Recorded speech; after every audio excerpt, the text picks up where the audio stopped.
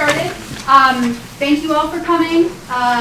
So we have Dr. Marilie Coetsee, who is going to present on religion and politics, and she's an assistant professor here in our philosophy department, but this year she's visiting at the Center for Philosophy of Religion at Notre Dame. All right. Hey everybody, good to see so many familiar faces. I'm super glad to be back and see some old students and just be around folks. It's a great place to be. I'm going to be talking about religion and political polarization, so I'm going to go ahead and jump right in. I will say the clicker that was supposed to be here does not have a dongle to connect to my computer, so I'm going to be going back to my computer a lot. Okay, so I'm going to give you a little bit of background as to how I got, part of how I got into this project first. So in political philosophy, which is the area that I work in, let me start my timer here. Oops.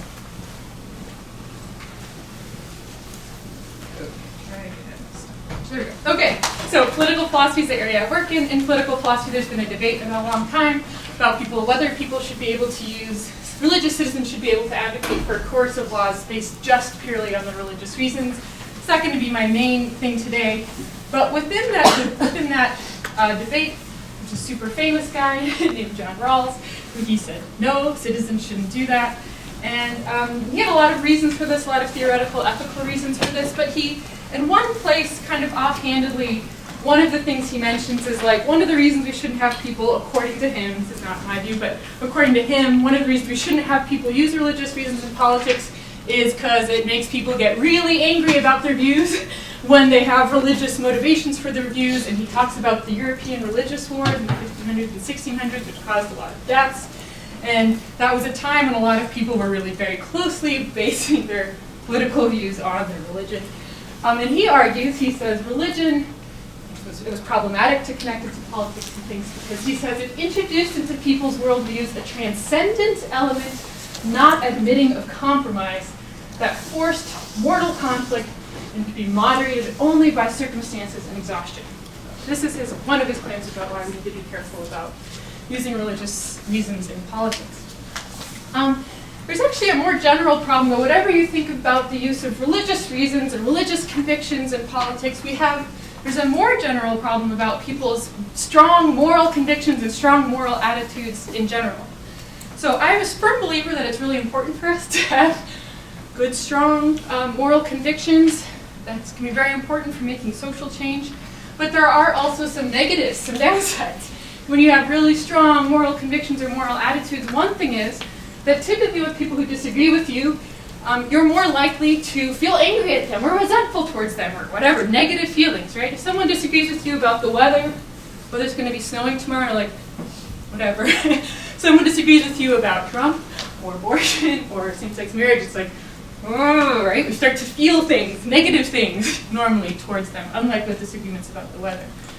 Another thing, there's a lot of social psychology behind this, is that compared to other kinds of disagreements, with moral disagreements in general, we have a tendency not to want to cooperate with people who disagree with us about moral issues, or sometimes to even want to associate with them. I don't want to be like those people, whoever those people are for you, the ones that you really disagree with about moral issues. And a third thing, this is something psychologists sometimes call blame validation, is that we tend to assume that people who disagree with us about moral issues in particular know better. They really should know that what they're doing is wrong, or they should know better, and so we think they're to blame for not agreeing with us, right? So if someone disagrees with me about the weather, I might just be like, maybe they were watching a different weather channel, than I was. It's not like they're a bad person now. If someone disagrees with me about morality, it's like, there's something wrong. There's something wrong with their character often, is a tendency we seem to have. So I'll just give you one quick example of this, of a study that was done. They gave, they took a group of people who cared a lot about nuclear plants and nuclear energy, who really thought of it as a moral issue, either for or against, and they took another group of people who thought about nuclear energy and kind of were like meh about it. And they gave both sets of people the same story about this nuclear plant, and on the one hand, they said, well, this nuclear plant, there were some bad side effects, there was some bad pollution, okay, something happened. The people who thought of this as a moral issue were like, those scoundrels, they knew better, they knew exactly what they were doing when they implemented whatever their practices were. They're bad, whatever. The other group of people were like, maybe they didn't realize that this was going to happen because like the nuclear energy is still new or whatever, right? So the point is when you get really psyched up about any moral issue, religious or not, we tend to make these assumptions about the people who disagree with us. We tend to demonize those who disagree with us. Okay, and then once we do this, once we demonize the people who disagree with us, we get even more angry, right? Or it makes us sort of hold on to that feeling even more, makes us even more wanting to not cooperate with them. Because now we feel justified, because they should have known better, they were bad people. And so we feel even more justified in our anger or negative attitudes. So that's moral attitudes in general. Those kinds of strong moral attitudes can lead to something called affective polarization. Affective polarization, when you know the word affect, it's about how you feel. So it's about how we feel towards people on the other side, feel animosity towards them on the other side. This has gone up a lot in the last 40 years. So in 1960, well, now it's more than 40 years, 60 years, people who were upset with their child marrying someone from the other party was about 4%. And this particular study was done in 2010. I'm sure the number's gotten even higher now. But anyone want to guess what it was in 2010? 75. Thankfully, it was. I think it might be 75 now, but in 2010 it was 40, so it had increased by tenfold. And 2010 that was before Trump and everything that had happened controversially around that. So this has probably only gone up since then. Okay, so when we feel strongly about our moral attitudes, one thing it can contribute to is that we feel very strongly about people in the opposing party. We have a lot of animosity towards them. So they disagree with us about our moral attitudes. The other thing I'm going to talk about today is partisan polarization. This is not about necessarily how you feel, although it can get connected in ways we'll see. This is about how you think. So partisan polarization is when you line up your beliefs with the standard party line. So I'll give you some examples. I'll give examples both on the left and the right. So suppose that you are a liberal Democrat, you have liberal views on same-sex marriage and abortion. If you are subject to partisan polarization, that means your beliefs, you don't just have liberal beliefs on these issues, you also kind of like take the liberal side on all the other issues too. So you're like also pro-gun control, pro-climate change, pro-immigration, pro-social, like you hold all the Democrat beliefs things. That's partisan polarization. And the same on the right. It's not just that you hold maybe these views on the right against abortion, but you also like sign on for all the other things that Republicans tend to believe. That's partisan polarization. So you're lining up your beliefs with whatever your party is totally. Like you don't disagree with them about other specific things. This has also gone up. So you can see the highest levels of straight ticket voting since we began measuring party identification in 1952. So now, more than it used to, people will be like, I'm voting for a Republican president, and everybody else I'm voting for, also Republicans. Or voting for a Democratic person, and everybody else Democrat. Like this is partisan polarization. You just go totally all in one side with your beliefs about what's better or worse. Okay, so these kinds of polarization can interact in various ways. Obviously, if you think the other party is wrong about everything, right, because you're totally lined up one side, you're probably going to dislike them even more. Because how could they think that? One thing else you'll see come up a couple times here, though, is how affective polarization can influence partisan polarization. Any ideas about how that might happen? You might just think about that. This is going to come up a couple times. Any thoughts? All right, just hold on to that. We'll see how that works out a little bit later. Okay, so people are highly polarized. There's a lot of literature on this. This is bad for democracy. Shocker. Polarized people are more likely to condone expansions of executive power on their own side. So if their own president or their own person is on power, then tend to be a little bit more forgiving about that person grabbing even more power and just kind of like diminish it or kind of overlook it. I just realized maybe I was supposed to be using this. I don't know if I need to. Can you guys hear me okay? We're good. Okay. Yeah. Another thing is that if you're highly polarized on either side, then when somebody on the other side gets hurt or their liberties get restricted, you tend to be a little bit more like, that's okay, they don't deserve it. Okay. And then a third thing is that people who are highly polarized tend in general to be more, to condone violence more towards the other party. So, because they think, I'm so right and it matters so much that I'm right and the other side is so bad, so the only way, to get what I think is important is to use violence. So I'll just give you an example of one study that was done on this. There's some philosophers in here, raise your hand if you've seen the trolley problem.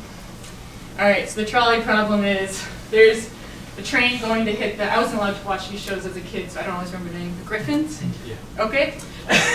And you get the choice, you can switch the trolley so that it only hits Homer. How many people would switch the trolley? Okay, fair enough.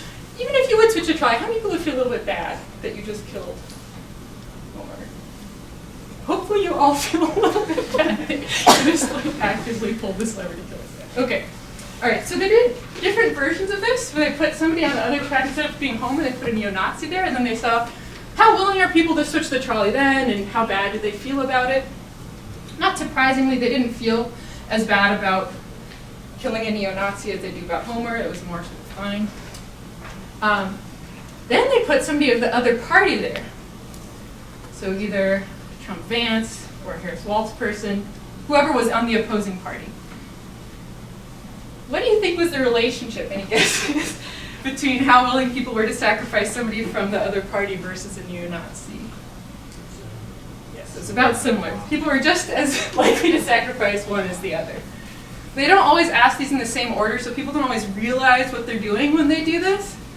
But they saw that people are as willing to condone some kind of harm or violence to the other side as much as a neo-Nazi. Then an even more fun / terrible one. They put a cute little puppy there.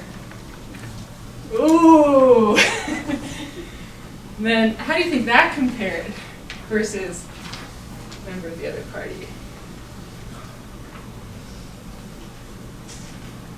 People were more willing and felt less bad about killing somebody from the other party than a cute puppy. That's bad, right? I mean, okay, that's bad. All right, whichever party you're on, that's bad. Okay. So maybe just take 1 minute thinking about this stuff. How has polarization affected you, your family, your community? What, if anything, do you wish you could do about it? And if you can either talk to the person next to you for like a minute, or if you want to just think to yourself, take some notes in the back of the handout, that's fine too.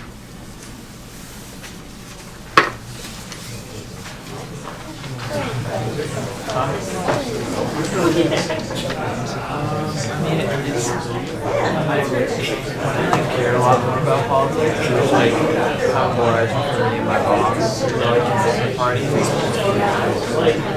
I don't really care about that as much. So like, neither does my mom. So it doesn't really matter.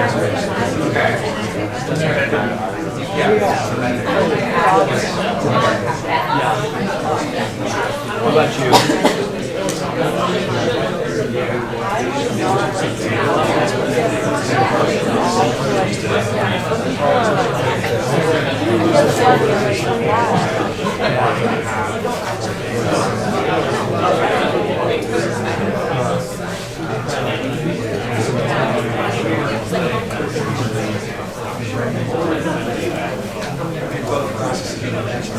About 24 seconds, I know it's short,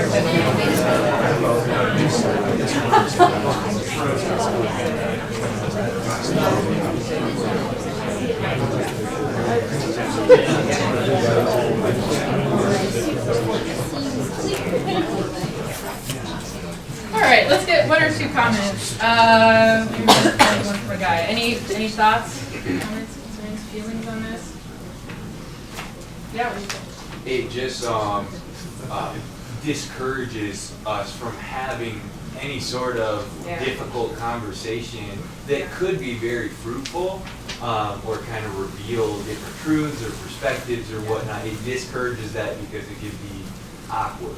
Or with certain family members, right? You don't want to break up the family, and so instead of confronting certain issues that could be very relevant, just choose to under the carpet. Yeah, because all those strong feelings, bring something up, all those feelings come up, oh, that's really hard in a family.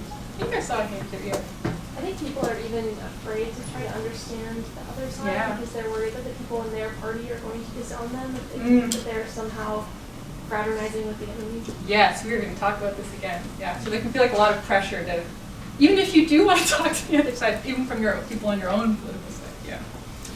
Okay. So what role is there for religious communities in all this? I'm going to make 3 claims. First claim I'm going to make is that religion can make our moral convictions, our moral attitudes even more strong than they would otherwise have been, which is sometimes is a very good thing. But that can also have some negative side effects, as I talked about. And the second claim I'm going to make is that if we aren't careful, that those especially strong convictions or attitudes can make us vulnerable to also becoming especially polarized, because we have especially strong feelings.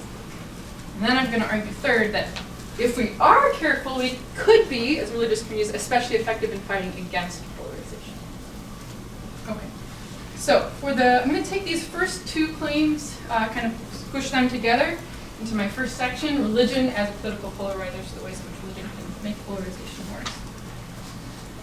Okay, this is going to be my sort of metaphor. This is the ship of state trying to navigate some difficult territory.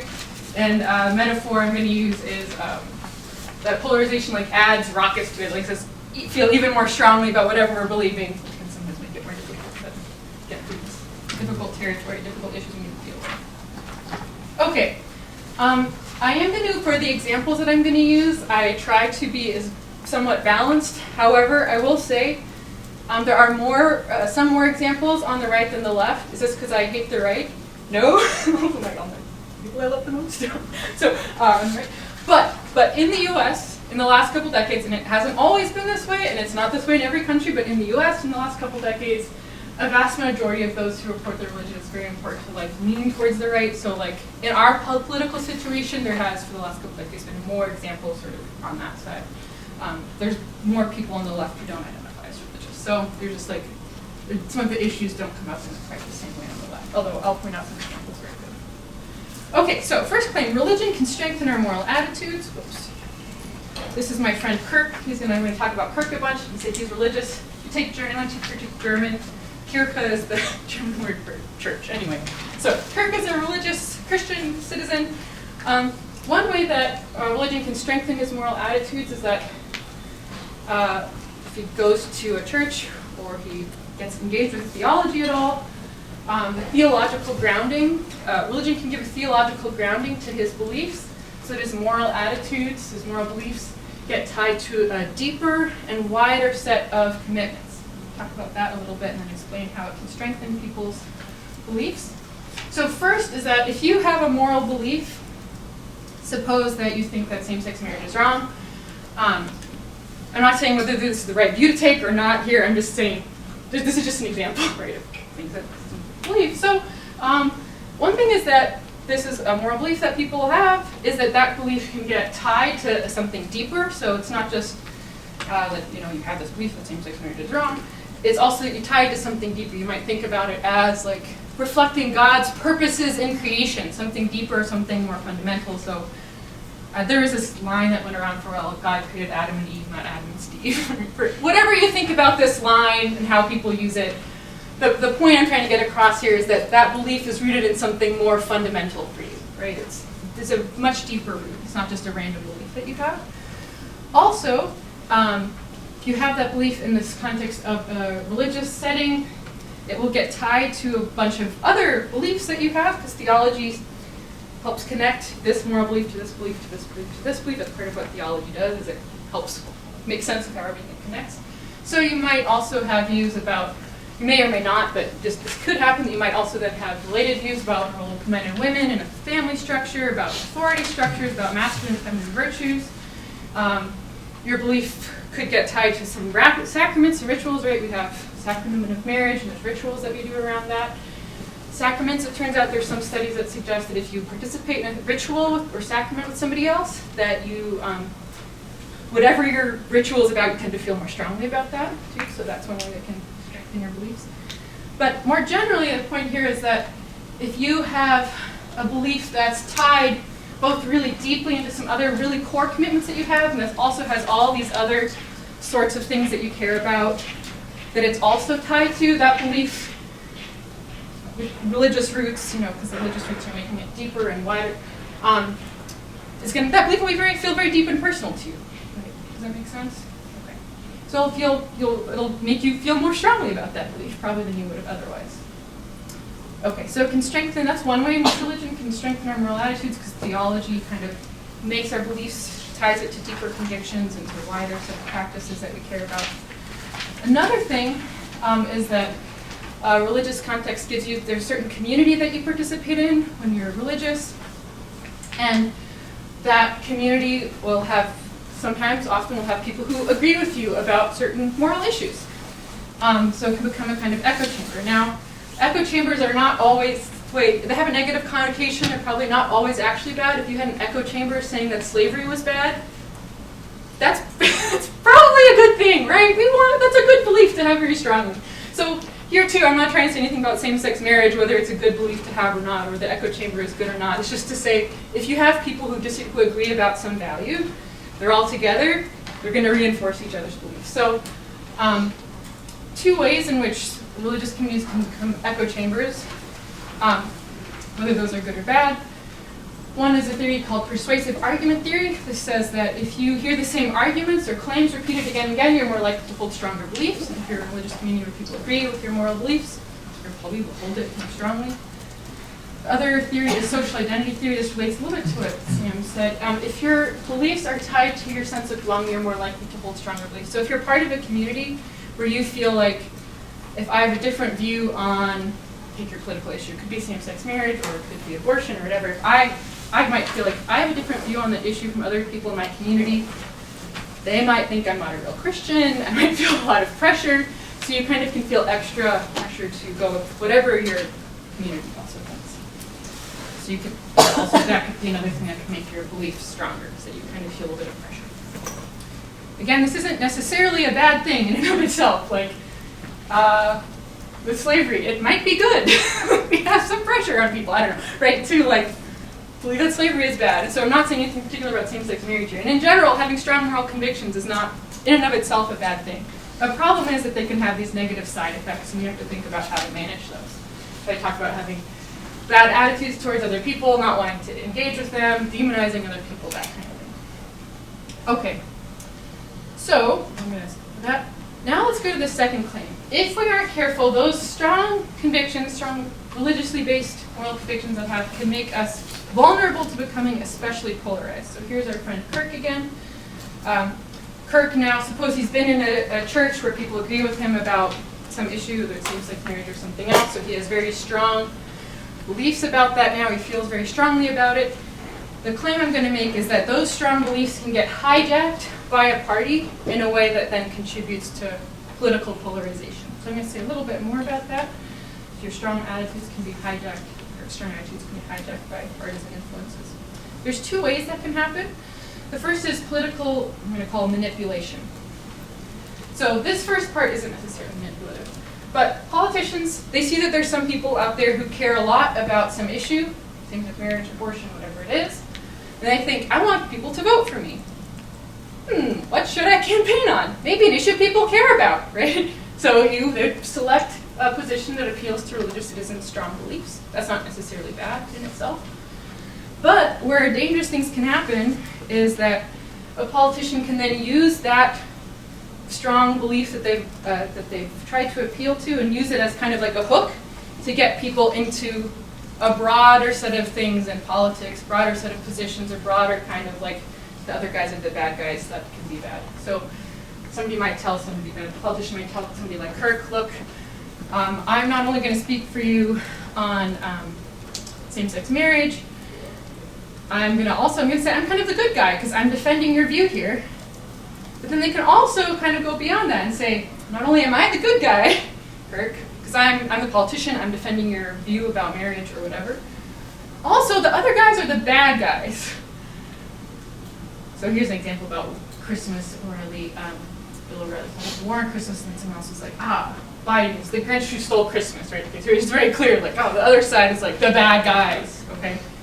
So, so it's not, so we use that belief, we don't just appeal to that belief, but then we also use that belief to say, people who disagree with us are like bad people, kind of like in general. The Democrats are bad guys, sort of, in general. And then that would reinforce people's negative feelings about Democrats, and then create affective polarization. And then that can have that can create some issues, because if Kirk now feels really strongly against Democrats because he feels like they're the ones who don't care about marriage, or they're the ones who, whatever, are the bad guys politically, then he's likely not to trust Democrats on other things either, once he feels like they're the bad guys. And then that can also lead him then to line up his beliefs with a bunch of other sort of Republican beliefs. And I'm going to do the same for liberals in a second here, but I'll just do the Republican example first. So take something like climate change. Suppose you took Kirk out of a political context and he didn't know anything about what's going on politically or who was on which side about climate change. He might have been like, maybe climate change is an issue, maybe it's not. He could have maybe gone either way. But if it's been identified to him, Democrats, they're the ones who think climate change is a problem. And if he also thinks Democrats are the bad guys, how's he likely going to end up thinking about climate change? What's your name? Ben. Finn. Oh, sorry. Finn, but 2 thumbs down, yeah. So if he thinks like they're the bad guys and they have this thing about climate change, he's probably going to be more likely to be like, but I have a thing against climate change as well.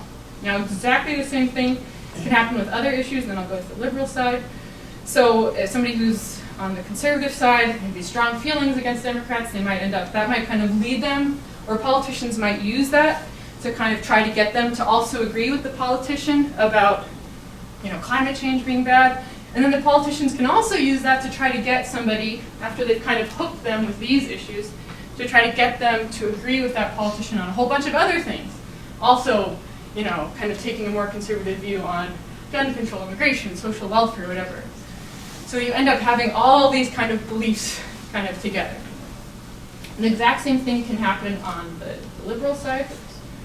So people who have strong views for same-sex marriage or are want to protect abortion or pro-choice, wrong direction, they might feel really strongly about those issues, and they feel Democrats are the good guys, Republicans are the bad guys. So then they might very easily be led to, yeah, the Democrats like climate change. So yes, climate change, that's a big issue. Democrats like gun control, immigration, social welfare. Yes, all those things, those are important because they trust the Democrats, they like the Democrats. Okay, so this is partisan polarization. This is when your beliefs kind of tend to line up all with one party. Any other issues people can think of that might be influenced by this? I don't know, like vaccine policies, kind of like maybe outside of the political controversies, people might have gone either way about how to deal with vaccines and COVID, but because it got so politicized, people kind of ended up on one side. Okay, why is that bad? Why might that be bad? Pigeonholes us. It pigeonholes us, so like say a little more about that. So if we have no choice on any of those issues, we have to be all for one thing. Yeah. So like it might be legitimate to be a Republican and be like, climate change is probably not good and we should do something about it, but they can't. They're paralyzed because they're like, oh, I can't. It's a Democrat. Because that's the same kind of pressure that Samantha was talking about earlier. Yeah, that's good. Yeah, it's like you can't push for some opposing view. And why might it be bad if you can't push for some opposing view? What do you think are the chances that one party is right about everything? Right? What all the these issues are not closely related to each other. Climate change and immigration, there's no logical connection about why you should hold, if you think that climate change is not a problem, that therefore you must also think that immigration is a big problem, right? There's not a logical connection as to why if you hold one view you necessarily have to hold the other view too. There's a lot of complexities with all of these issues. And the chances that one party is right about all of them and add whatever other issues you want is kind of unlikely. So that's one reason why it's bad for us to just kind of sign up for all the beliefs of one party. Okay, the other thing that can happen that can make religious citizens prone to polarization is not just when politicians kind of try to hook them with one issue and then try to get them to agree with all the issues, but also something else which I'm calling political insulation. So this is Michelle Margolis. She writes a book where, at least in the US, in the last couple decades, people have increasingly gone to churches or parishes where other people agree with their politics, not just churches or just religious organizations in general, people tend to participate in religious groups where, kind of regardless of the specifics of theology, they agree with my politics. Like, I like the vibe at this church because it feels like a Democratic vibe, or it feels like a Republican vibe. And people end up going to churches that match their politics. So that's bad, because then you get an echo chamber that's not just about religious beliefs themselves, which maybe that's a good thing, people believe religiously strongly, but that you also get echo chambers that they're not just religious, but they're political. So your church or your religious organizations become a political echo chamber in addition to a religious echo chamber. So if all of my pastor, my fellow parishioners, close Christian friends, a lot of them agree with my politics, then I might, taking the Republican side for now, I might start to think, if I'm Kirk and I go to a church where most people are conservative, I start to feel like, because all the good Christians I know are conservative, I might start to think, good Christians, they really are Republicans, and if you have a different view, you might start to have the feeling, right, that good Christians aren't really the other thing. Or if you go to a mostly liberal church and you don't engage with a lot of conservatives, you might sort of think good Christians really should be liberal or democratic, because all the good Christians I know are, or that I'm close to, are liberal democratic. Okay, so if Kirk is like that, if he goes to, let's say, conservative church, good Christians are Republicans, why is that bad? Well, then he's going to start to think the Democrats are not really real Christians. That reinforces negative feelings. That creates affective polarization. That means that Kirk now is less likely to trust the other party, less likely to trust Democrats, because again, he thinks that they maybe aren't really real Christians or something. And then that can lead to polarization again, where again, like, he feels this pressure to hold on to one set of beliefs. Because if he is in a community that's mostly conservative, then he might feel within this community that, like, other people might look at him weird if he doesn't, align on these other issues. So that can lead to partisan polarization. Same on the liberal side. If you go to a church that's like mostly liberal people, you might start to feel like, well, to kind of fit in, I need to have all of these things. And if I take a more conservative position on welfare policies or immigration, that's going to get me kicked out, or some people are going to look at me weird or something. Okay. So these echo chambers that are political echo chambers in addition to religious ones, some of the same things that we talked about earlier can happen here, that you hear religious arguments only from one political side. Earlier I talked about moral arguments only from one side of a moral issue, but this can expand a little bit more generally. So suppose as Kirk goes to a church where people kind of like gathered because they agreed about same-sex marriage in that church, but then they also ended up all being Republican at the church, then it's like likely that this will not be applying for all churches. There are churches that do this better and worse, but it's a concern, it can happen, that church may then not talk as much about like liberal issues, like immigration, or arguing that immigration, that we need to be more careful about immigration policies. It might be that, so I've talked to some pastors where they might want to take a more liberal stance or say something that might kind of like push in a more liberal direction about something like immigration, but they feel like they can't because the people they're preaching to might really not like it, because the people they're preaching to are mostly on the other side, mostly Republican and conservative. And again, same thing can happen on the liberal side. So if you're on the liberal side, you're probably more likely at church to hear more about immigration and how we should be, doing something to help people more. You maybe are less likely to hear about abortion or being pro-life. Right? Because again, in that situation, the pastor or whoever else might feel like, oh, I might alienate some people on the liberal side if I talk too much about this issue. So if you go to a church where there's people on one side of the political aisle, there's concerns that you may not hear as many arguments from the Bible or from your tradition that could support, other positions. You might also, in addition to hearing arguments from one side, you might just feel pressure to support one side, which I've kind of already talked about. Either on, not being too liberal on immigration if you're on the conservative side, or not being too conservative on abortion if you're someone who goes to liberal church, then you might feel like pressure not to say or do too many things that are on the pro-life side. Okay, and then a final thing that can be a problem here, and then we're going to get a quick 30-second break, is that a final thing that can happen that's bad is that now you're in this community where people tend to agree politically. This can not intentionally, but it can accidentally lead to a situation where people interpret their religion, their tradition, their script, their their texts of the Bible in a way that reinforces their political beliefs without even realizing it.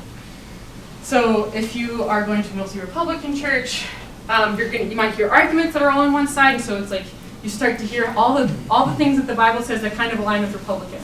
And you don't really kind of hear about the things that other things are. So you're starting to get that the Bible, start feeling like the Bible is telling me to be a Republican. And then that can lead to the kind of thing I'm worried about is that other issues that the Bible may not say much about, you can start to, if everybody thinks sort of on one side, they can start to think that they find things in the Bible or in their tradition that speak in favor of their side. So maybe start to think there's a God-given right to bear arms. I mean, I'm sure it's like somewhat complicated how the Bible would approach it, but that's not like a clear thing in the Bible, right? But if you go to a church where everybody agrees on the Republican side of that, then it might be easy for people to start finding things where they feel like it's supporting that.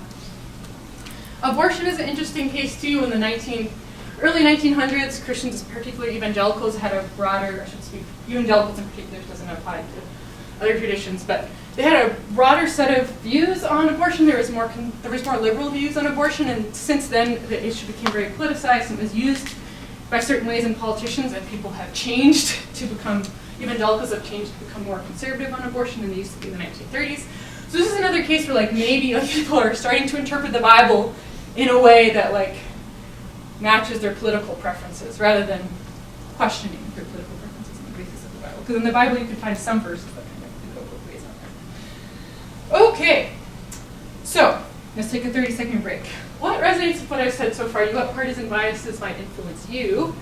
Have you ever felt social pressure in a religious space to hold a certain political view? Let's take 1 minute for that. You can just think to yourself, or you can.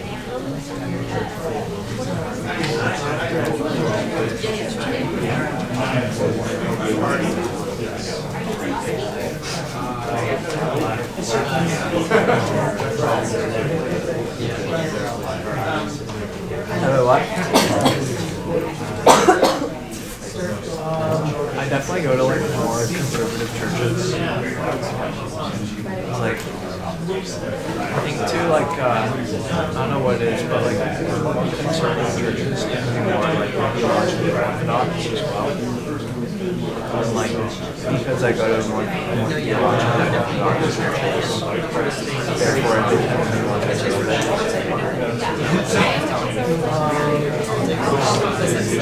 Yeah, like, most people there are.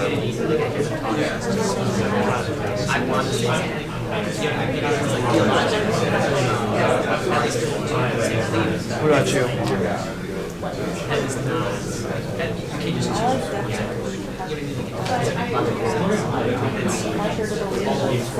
Like 10 more seconds. Yeah.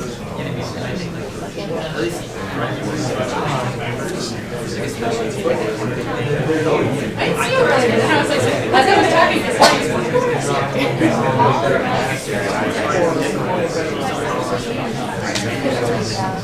all right, what do people think? This one people might not be as wanting to share with them how biased they are. So any of this resonate, not resonate? Have you ever felt social pressure in religious space and how they can view? I felt this both. I've gone to conservative churches, I've gone to liberal churches. I have felt social pressure in both churches. Yeah. Is it possible to keep the affective stuff out of your thought process? That is a good question. I feel like the affective thing is so overwhelming for people that we can't have really good dialogue. Yeah. There's an immediate defense mechanism that comes up. I'm a psychologist. But anyway, there's immediate defenses, there's emotional stuff, and once your amygdala gets triggered, you're over. The party's over, you know.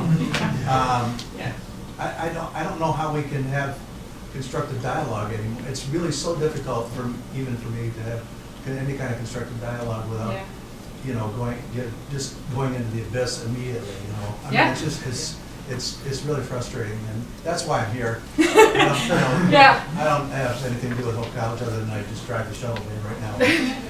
But anyway, I just feel like it's just so frustrating right now. Yeah. I mean, we're all frustrated. And then one other piece that I'm really concerned about is that I think if you have a centrist view on some things, you're afraid now to express them because you might be killed, or your family might be killed if you're in power. And so now we have this fear factor that's really of living. Yeah. You know. Yeah. So I'm about to go to the good news. I've talked about all the bad news, and some of the good news will drown what you said.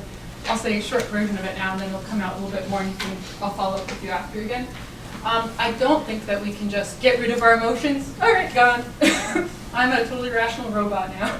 But I do think that we can form our emotions in ways so that they're more balanced, so that it's not just that I feel so strongly about, oh, I love Republicans and I hate Democrats, or I love Democrats and I hate Republicans. But where we form relationships with people where like my dad is Republican. I really love my dad. And it's not that I get rid of my emotions, it's rather that I nurture certain emotions, that is, love and care for people on the other side. And then once our emotions are a little bit more balanced in terms of like who we care about and who we empathize with, then our thinking can kind of follow that and become a little bit more balanced as well. There'll be some of what I say, but okay. So yeah, let's go to the because this is very frustrating. So I'm going to argue that people should exercise two virtues. This is on the third page, so we're getting towards the end here. That this is people in general, but like I'm going to focus on religious people because I'm religious, in a religious context. One is, people should inquire about good reasons that people might have for opposing beliefs. Sorry, I should have put good religious reasons people might have for opposing political beliefs. So good reasons people might have on the other side of the same-sex marriage debate, the abortion debate, whatever that is. And I'm going to suggest that people should develop relationships of mutual understanding and goodwill with people of the other party. I'm going to call these two virtues conscientious inquiry, the first one, and empathetic engagement. Argue this can help us depolarize.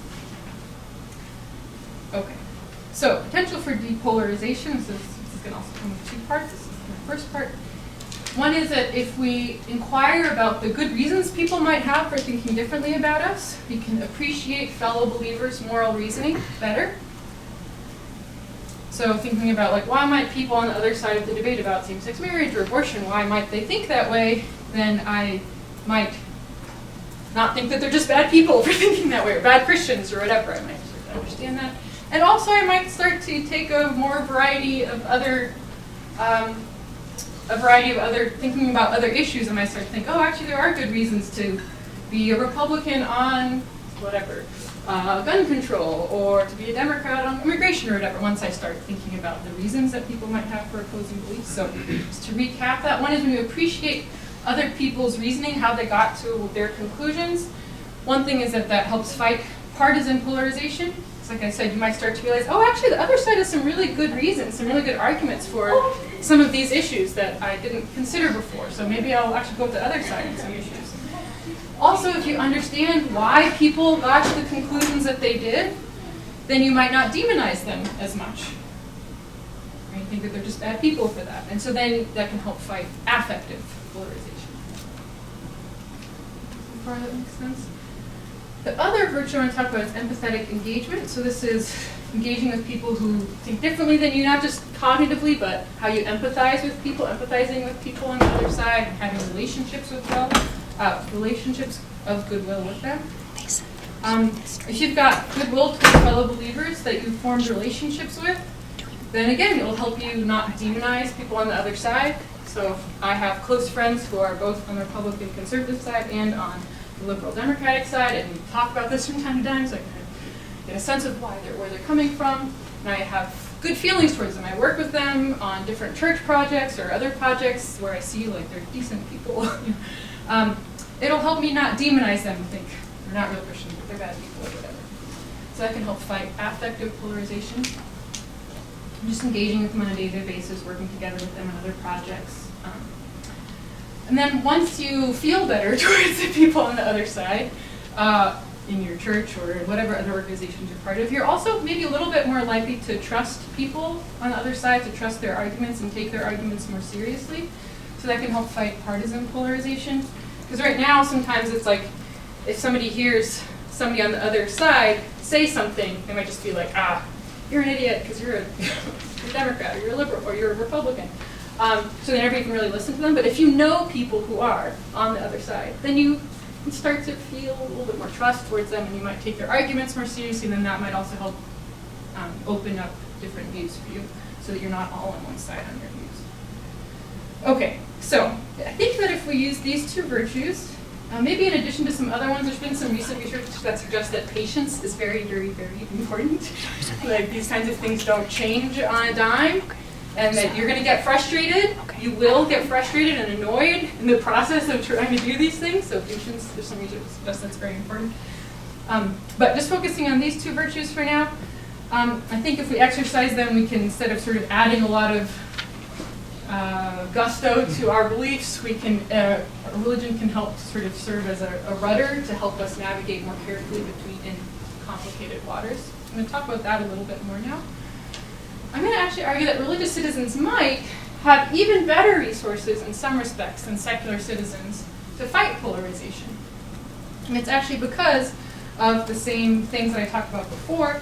Before I talked about how religious citizens have this theology that helps inform their beliefs, to make their beliefs stronger. So the theological component, I also talked about how religious citizens' communities can make their beliefs stronger. And those same things, I'm going to argue, can actually help us also fight polarization, rather than just straight up making our beliefs stronger. So, there'll be more detail on this, but compare this. This is Celia. She's a secular citizen.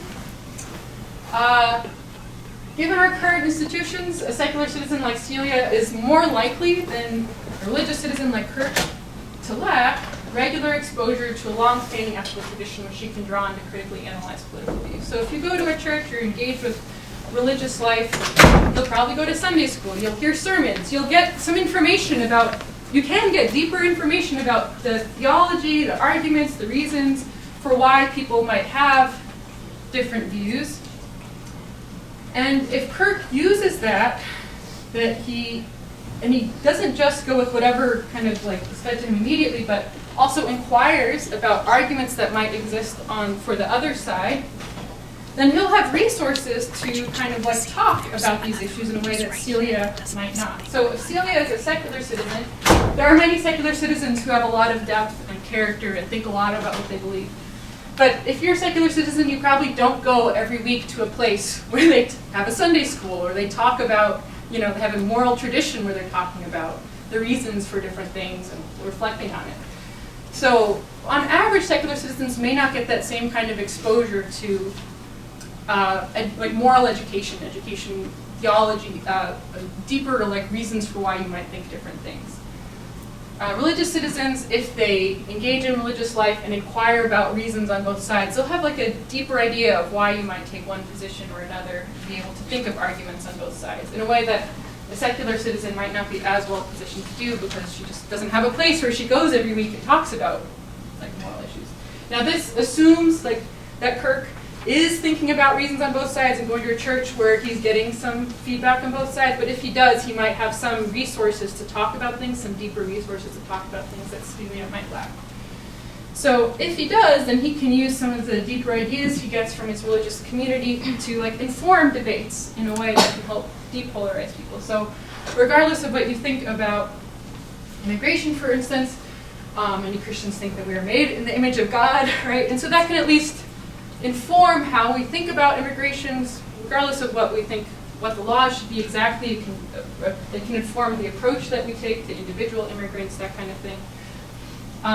If you're a secular citizen and you don't have any kind of like deeper grounding for your beliefs about where dignity comes from or whatever, it might be, you might kind of just be like, well, this is what I think, and yeah, there it is. If you're a religious citizen, you've got like a deeper thing that you can say there about we're made in the image of God. It might give you some resources to talk about the issue in a way that has a little bit more depth than for somebody who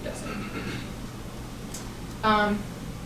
So another thing that a secular citizen is likely to lack on average, so in addition to not having as many like deeper moral resources or traditions that they can draw on in general, just because there's not Sunday schools for utilitarians or whatever.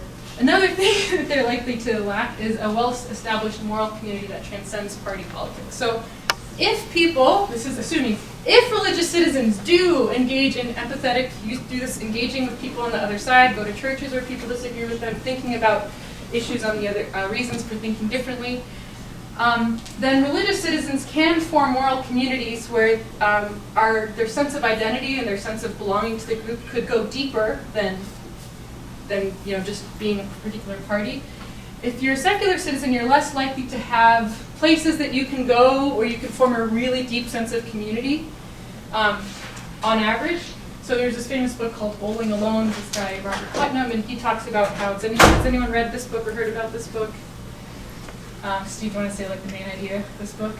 It's the idea is we have fewer social connections with communities of other people, be more socially isolated over time. Yeah. So it used to be that we used to bowl in teams, and now there's like more people who bowl alone. Okay. So churches are also churches still exist. There's still places where people can go and have a community, right? For people who are in the secular world, there's not as many places where they can go as easily and form a close community. Plus, they've got 24-hour news about that like involves politics and is often making one side or the other side out to be really bad. So there can be this worry that because there's not some other community that you have that can almost be that your political beliefs are the basis of your community, and that your political party kind of becomes your religion. Because you don't have some other community, religious community, to kind of plug into. And you're so hyped up about politics that you can kind of get so invested in politics as if it's your religion. Whereas for a religious person, they could use, if they go to churches or are involved in communities where people are on both sides, they could use that, and that could be a place where they could form relationships that go across the partisan aisle. And so they can have kind of the resources to start building bridges in a way that secular citizens may not. So, if this is right, then people's sacred communities can put our partisan disputes in sort of in earthly perspective. This might remind you of the quote from the very beginning, where Rawls said that religion introduces in people's worldview this transcendent element not admitting of compromise that forces mortal conflict. But if you're in a religious context, the fact that you're gathering with other people about issues that are deeper than politics and talking about issues that are deeper than politics, that kind of transcendent element that religion brings to us, that he blamed for mortal conflict, can help put politics into its right earthly place and kind of give perspective to the political disputes. So that's all that I have to say, and I think we're going to take a 2-minute break, 3-minute break, go to the restroom, and then come back with any questions. Okay, so you want to... Quick announcement. There was some issue with reserving this room, so we need to vacate this room. Oh, okay. We're going to go right across the hallway to ask questions, so don't leave. Just walk right across the hallway. And let's thank our speaker. All right. What do you guys think? Pretty good. Did I get your name right earlier? It's Finn? Finn, yeah. Finn, no. What did I say? I've done that. What do you guys think? Any questions, comments, concerns? Something I'm really concerned about when I give this talk is that it itself might be polarizing. So if there's places where you feel like I was not portraying one side or the other correctly, you should also do that. But yeah, I saw your name. So as you were doing your research, you were talking about the spiritual undergirding that kind of religious belief gives inside of society. Yeah. Did any of your research stem from Friedrich Nietzsche's "The death of God is dead and we have killed him"? Not particularly. I'm sort of familiar with it. What is your thought there or your concern there? It was more or less just curious on where you got that research from, just because that's something I've been reading for different classes, and it sounded very familiar. Yeah. So a lot of my thoughts about that particular thing is just from having been in religious communities for 38 years now or whatever, where I saw how the way that I was raised gave me resources to talk about moral issues in ways that some of my secular friends didn't always. I mean, sometimes they did, but that had this I remember when I was an undergraduate and I decided to be a philosophy major, somebody was they came from a Christian or religious background. They're oh yeah, we have a lot of people who are of a religious background. They seem to be really interested in this stuff, and they seem to kind of already know a little, you know what I mean? Kind of know a little bit and have ideas about how to talk about things. So that was mostly based on like just my experience. Yeah, but if you think God is dead, there are secular philosophies. There's utilitarianism, there's Kantianism. So I am not saying if you're not a Christian that like there's no way to be moral anymore. That's a longer discussion, but that's not my view. It's just that if you go to church every Sunday, like you're going to get some kind of education that you're not going to get if you don't go to anything every week like that. You know, Yeah. in general. Yeah, Julia. Yeah, so I guess just following up on Yeah. this point, I can appreciate that having a religious community and background and theological tradition could help someone deepen and broaden their understanding of issues in the way that you're describing. But I guess I'm curious, like, I think that there was something that I missed there in the presentation of that material about how that is supposed to contribute to depolarization. Because you did mention something like, okay, well, it can help this person, the religious person,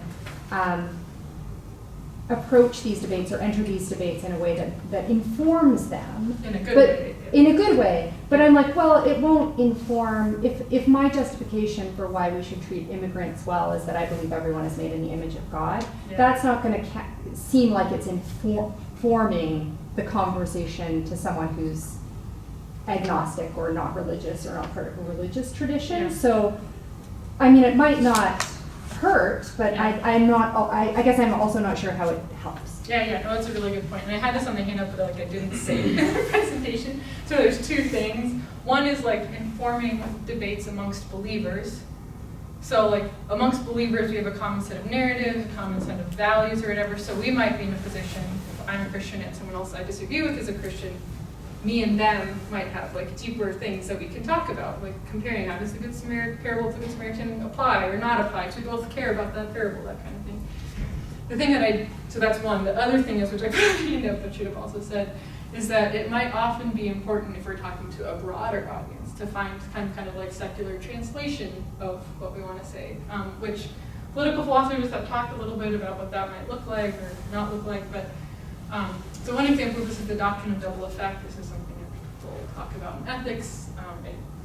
It's a doctrine about, I know you know this, just to tell other people, about how there's a difference between when you can foresee certain consequences to your action and what consequences you actually intend. And that had a religious roots, and Aquinas was very important too. But there's like that idea about the distinction between foreseeing something and intending it is something you can also make sense to a secular person. So you can find kind of like a secular translation of it, or there's a way of saying that to a secular person.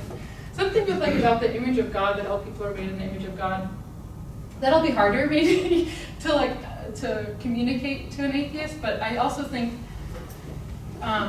there's a sense in which, like, so if I'm a religious person and I'm thinking all people are made in the image of God, and this is an issue about trans issues or something like that, suppose I'm conservative on that, suppose that I'm conservative on trans issues, but I do believe that all people are made in the image of God, then I might tell other people who are also conservative on this, like, look, we might all be conservative on this, but surely we agree that people have dignity as humans regardless. I mean, whether you're religious or not, surely you agree that they have dignity, even if we're conservative, which might inform then like some of how we go about certain things, you know.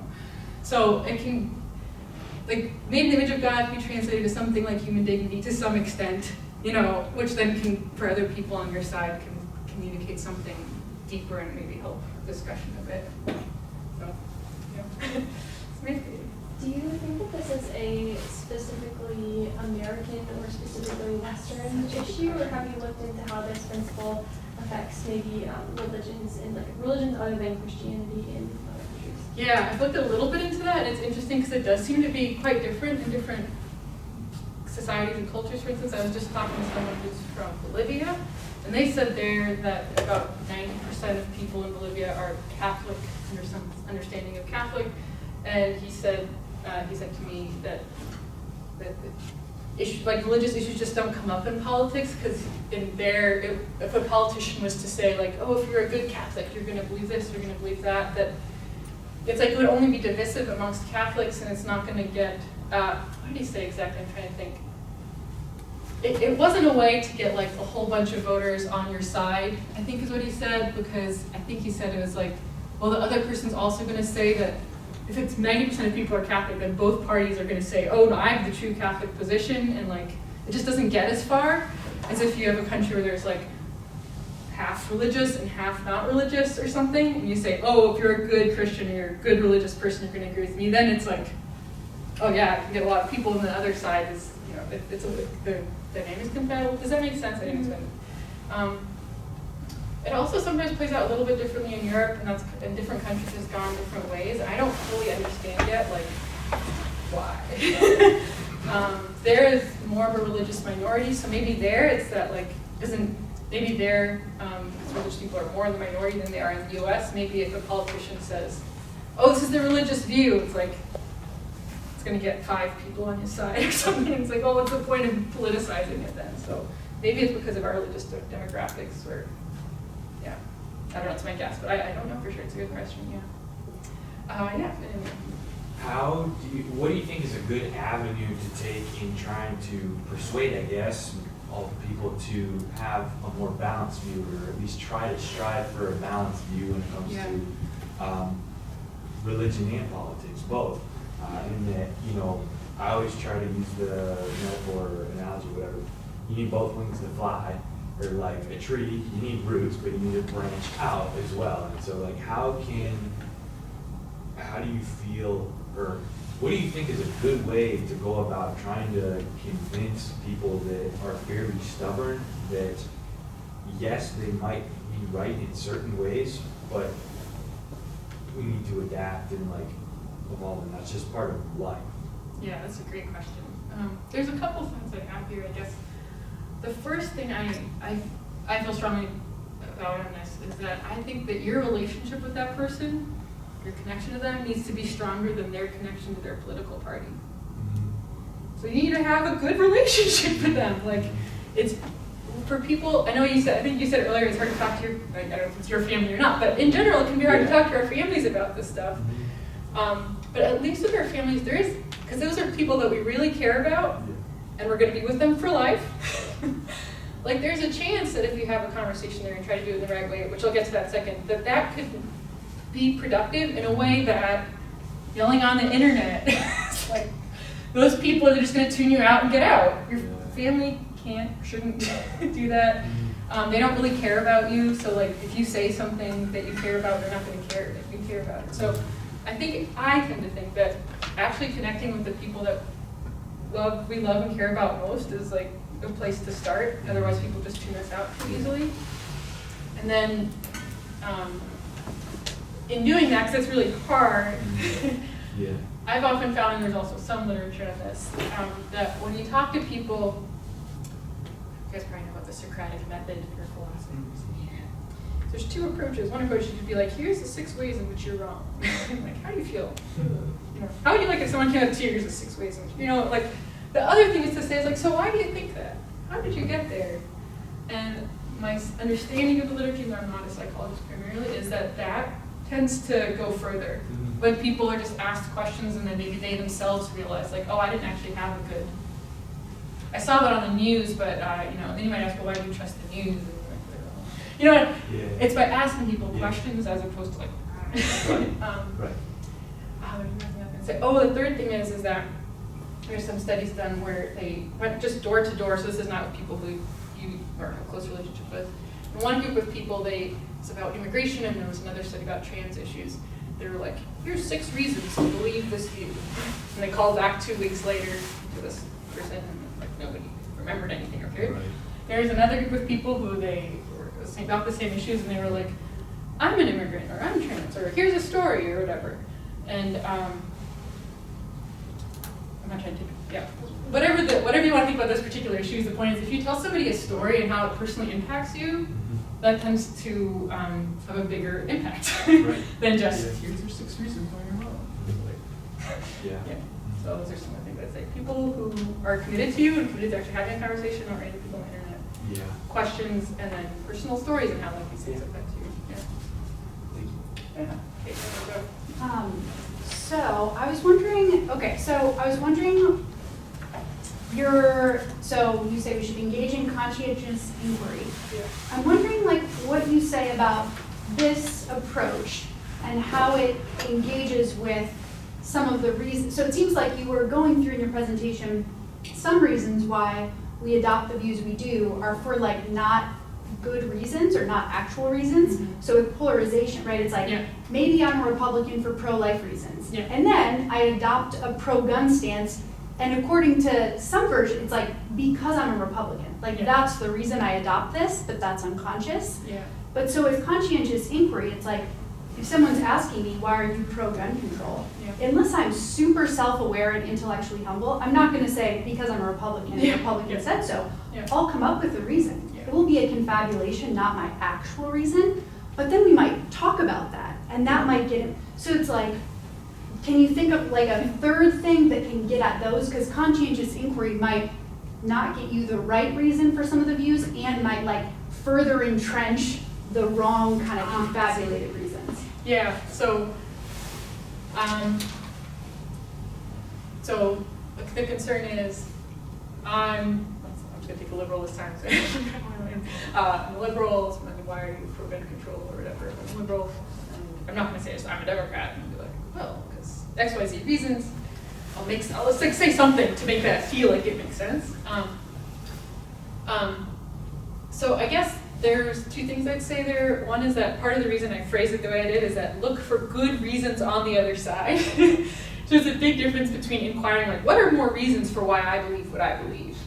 Yeah, I don't think that's like you'll come up with something, I don't think that's what I had put on here, what I suggested was thinking about good reasons for the other side. That's what I mean by that kind of inquiry. And then related to the person asked before who was here, the psychologist, said like, how do we ever get our emotions out of this? And I was like, I don't think we ever fully do, but I do think it's important that as we're asking these questions about good reasons for the other side, our emotions are still going to be biased in our own favor, unless or until we can help by getting to know people on the other side, where we feel like empathy for them and we feel the issue, like we feel about why they care about the other thing. If I'm a liberal, I'm saying we need more gun control, one thing is look for good reasons against my view, like my understanding is that the definitions of what counts as different kinds of guns are very bad, and whatever. I just look for good reasons on the other side, but also maybe like get to know some hunters or something like that, so that my emotions aren't controlling me so far in one direction. I also have some emotions that can help kind of like pull me in the other direction. Or if I can't personally know hunters, maybe I'll read a story. I don't know, whatever, like something I can get my emotions engaged with the other side as well. So I'm not just totally emotionally biased when I do this, yeah. That can play for same-sex marriage, it can be for abortion, whatever, yeah. So, I guess, so my thought was not on the conscientious inquiry, but on the empathetic engagement, right? You talk about this congregation with mixed views. And part of the problem is that you don't have congregations with mixed views, right? As you mentioned in your talk, do you have any thoughts about how to sort of get that? And then I guess a little bit of follow-up also, you probably said all you maybe have to say on this issue, but a follow-up on the question about different religious or different religions and how they would relate to this. But I guess as a sort of follow-up question, which again, you might not have anything more to say about, I wonder how much this is an American phenomenon. Because Pope Francis has specifically pointed to the United States as a problem with this polarization within the Catholic Church. He has named the United States a few times and called it out. So yeah, I mean he's concerned about ideologues, right? So the first one, about the churches, So I'm actively trying to go to a church that has like views that differ from mine, but it's hard because you want to find a church where you can also feel like you can connect to people and speak openly, and sometimes it's hard to find a church where you can speak openly and also they disagree with you about things. Like that's really tricky. It takes a long time to like get close enough to people where you can, like the church I grew up in is a different political orientation than I am, but I've known those people for 30 years. I could actually have a good dialogue with them if I just start going to a church with a different political orientation now. I don't know anyone. Like, I can't just start off with, so what do you think about, I don't know, whatever. So I think churches, I think it's difficult. I think it is good to try. If it's at all possible to go to, like, there are some churches that do better on this than others. I think it's great if we can try, but it is very tricky. So the other thing that I think is maybe more realistic, if I'm being honest about it, like, there's plenty of other religious organizations out there. Hope is a religious organization. There's people that hope, I think, that are both sides of the aisle, is my understanding. There's a lot of volunteer things that you can do that have religious Catholic charities or Protestant charities or whatever, where there's probably some people on both sides of the aisle. There's enough religious organizations out there that there's probably some that we can find that have more people on the other side of the aisle. And then even barring that, even if we don't have time, because we've got a million things to do, reading stories from people from the other side, or just things that are more sympathetic. And we have to be careful about that too. Sometimes if we read news articles, we just hate the other side even more. Like, how could those idiots say that? So you have to be a little careful, but that's another possibility. Yeah. So historically, with the coming of Christianity, there was this envelope for like a number of years. I think some historians could say like up to the crowning of like Charlemagne, I believe, of where basically all aspects of life were within religion. In terms of like politics, economics, all of those aspects where like religion was the overarching bubble. And then I forget if it was his crowning himself emperor, or whatnot, like without the Pope's doing, he was essentially taking that authority on himself, like fracturing politics like outside of the sphere of religion. And so over the course of the next, you could argue like 1,200 years, there's been increasingly dividing out of like religion in terms of like politics and then like economics, as well as like familial structures and other things like that, where religion isn't the center, I guess. And so would you argue that the best society to have would be religion at the center, or because then everything would be included, or would you argue that like them still being separate in some ways, like in secular, is a good thing? This is a very big question. So I'll just say what my own view is, but I am not saying that to be a good Christian, you have to agree with me on this. I'll be very clear. I'm not a theologian, I'm not, so it's like, okay. But I'll just say my personal view. My personal view, which I was talking to a theologian earlier today about this, is so when the Israelites first wanted a king, they wanted a king. Like all the other people around them had kings. They were just like this political person who's in power. But God said, that's a terrible idea. And they're like, no, we really want a king. Like we want a political person who's going to identify with us as the Israelites, as God's people, but like a political person to lead us. God, it's a terrible idea. They like, want it anyway. They got it. It was pretty rocky. And then Jesus comes, right? And Jesus is supposed to be the new king. It's following up on, he's like the new David. And what does Jesus look like as a king? So what everyone was expecting was that Jesus as Messiah was going to come and take over, like politically, like be a king, like join the religious and the political. Is that what Jesus did?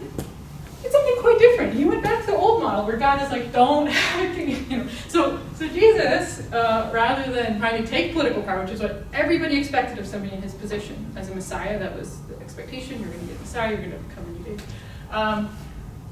Instead of grasping for power, he did the opposite. He was like, the last shall be first, the first shall be last, right? And he died at the hands of political powers instead of using political power to get other people. So my view is that, God wants us to operate through grace and compassion and not through the use of coercive power over other people, which is that's what government does. I'm not saying we should have no influence on government, whatever, but to say that we as Christians, because we're Christians, we should take power and make other people do things the way that we think they should be done. In my view, I don't think that's what Jesus did. So, if he wanted to, very easily could have. And I don't think it's how God calls us to make the world a better, more Christian, or whatever place. Like, I think he calls for us to do it by relationships and love and I mean, that's much more complicated. I could go on about it, but that's really it. I think there was one more. Yeah. So I had a question on the two ways of fighting polarization: the conscientious inquiry, just like inquiring for reasons that could oppose yours. How independent is the empathetic engagement from that project? Like, is empathetic engagement just a way of like really trying to like better do the conscious inquiry thing? Where it's just like, I can't overcome like my own personal biases, so I have to like make good friends with people that like can like really tell me the good reasons for the other side. Like, I can't fall hopelessly in love with somebody from the opposite political party because that'll sway me too far the other way. But you know, being good friends with them like will get me in the right kind of like epistemic state. Like, Yeah, that's a good question. Yeah, so there is that one benefit. It can get you like in the better epistemic state you're willing to like trust others or whatever. But I also think there's an additional benefit because it could still be that like it's not going to happen as naturally, but it could happen that like you yourself personally, I might have views that go some are Republican and some are conservative, or some are Republican, some are Democrat. But I still think like, man, but in general, those Republicans, I just feel good about them. You know, I have my own idiosyncratic reasons for it. I totally messed up this example. So if I've said, does that make sense? So yeah. Okay, yeah. So it could be that I have some views that go in both directions, but I think, oh, this is just my own idiosyncratic thing, and really the Republicans are still kind of crazy. Or the other way, like, none of the Democrats are still kind of crazy. And then we still would have affective polarization. Yeah. I still don't like the other side, so that would mean going forward, I still don't want to work with the people like that. I still don't like them, which would still be a problem. And those kind of things might make me think like, if their liberties get infringed a little bit, Okay. Yeah. So I think like actually having the caring relationships is also important.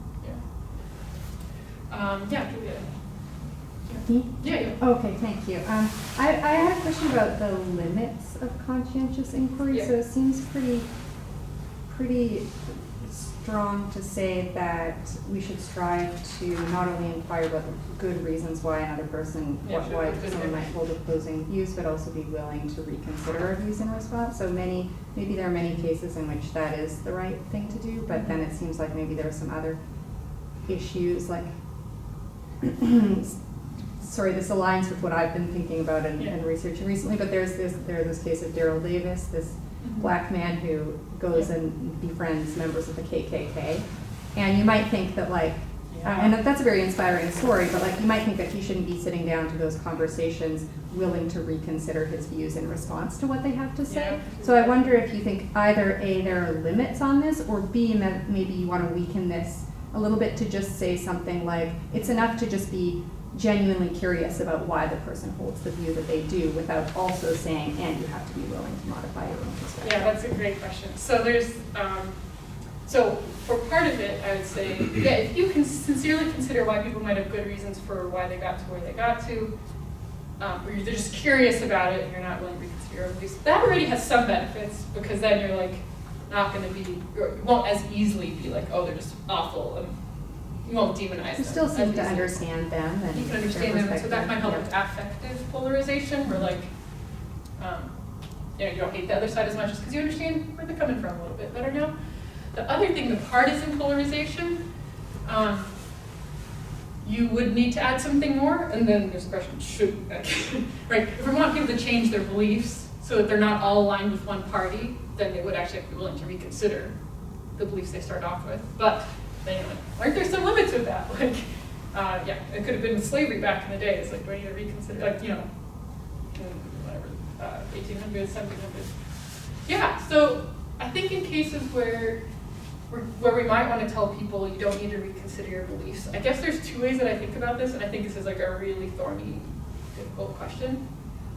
Well, let me first make a caveat. A caveat is, in general, I think there's some data to support this when it comes to moral issues. We are just very resistant to ever reconsidering. So like I want to say, like, in general, if you're resistant, just take a beat. Think about maybe actually reconsidering, because we just tend to be more dogmatic about our moral beliefs in general. So in general, I want to say, like, lean towards trying to be willing to reconsider. Okay, that was the caveat. Now back to the really difficult cases like slavery or whatever for Daryl Davis. I guess it's like, I can go two ways on that. One thing I can say is like, maybe there are some things that we essentially accept as an article of faith, that is, regardless of how good the reasons are on the other side, I don't think, faith is actually more complicated than this, but anyway, regardless of how good the reasons are on the other side, I'm just gonna stand on this. That's one way to go. Another way to go is to say, the truth will set me free. I will look at the reasons. I will be willing to reconsider, and if it suggests to me that I'm wrong, I will change my mind.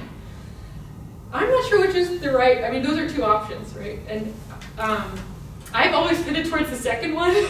I don't know, is that good though? I don't know. You know, maybe there are some things that we should just accept, like without, you know, regardless of what the reasons suggest. Yeah, and then it's like, okay, if we're gonna accept some things regardless of what the reasons suggest, we should, you know, be careful about like, why am I picking this thing versus another thing as the thing that I'm gonna just hold on to. Yeah, I don't know, it looks like you have more thoughts. I do, but I'll we can read about it later, but thank you, I appreciate that. And I would say that applies not just to religion, but also to secular people. Like there are secular people who might say, there's some views I'm just not changing, right? Or I'm just not thinking, I'm not gonna. And so then you might say, in a sense, it could be as an article of faith to them as well. So, yeah. You don't have to answer this question if you don't want to, because I think it's more personal. But because as you're saying, it's so important to notice the good on either side and like the beauty of the different sides and their views. So what, I guess, is a value or a view that you hold to be important from each side? So like what's one value / view for conservative Republican side? For me personally? And the Democrat liberal side. Because it's like, I'm taking philosophy of art with Professor Logan here, and you know, for all art that we have in the world, all the beautiful things, you gotta have all the different colors. And so, and shades and everything, so, yeah. Yeah, for me personally. You know, we all have a little bit of our own biases, but also I've looked into this a lot. So on immigration, I'm to be a little bit more liberal. I'm an immigrant myself. I know something about immigration law.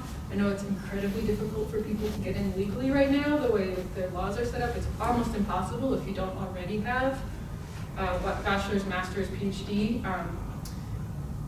In most countries where people are coming from, the country's not doing well, so it's difficult to get a bachelor's, master's, PhD, so it's like, anyway. Now, there's a lot of nuance with that, doesn't mean, but so that's sort of the Deuteronomy. Yeah, I can put it there, yeah. And then I tend to be a little bit more conservative on abortion issues. Yeah, I think there's a lot of nuance there, and I don't think, I think there's some nuance there, so I'm not totally, but I tend to lean a little bit more in that direction. I think it is easier if you're causing pain to, or suffering to any entity that you don't see, it's easier to like downplay that. No, it's like it's easier to not think about how bad people in other countries might have things, because we don't see them. So it's like easier to dismiss, oh, they don't need to immigrate, or whatever. Same if it's somebody you don't see. Right. It's easier to dismiss, oh, you don't, like, and this will become biased. So that's where What would be like a more overarching value, I guess, that you would say, like just one or two words? Oh, value. Connect those two things the same, like curiosity maybe, or I don't know, I value the open-mindedness, I guess, that's like often associated with the left, and I also value the principledness that's often associated with the right. Those two things are hard to hold together, but I think they're both very important. Yeah. Cool. Yeah. I think Maybe this would be a good time to draw about this 6 to a o'clock, close and thank an hour and a half. you. Okay.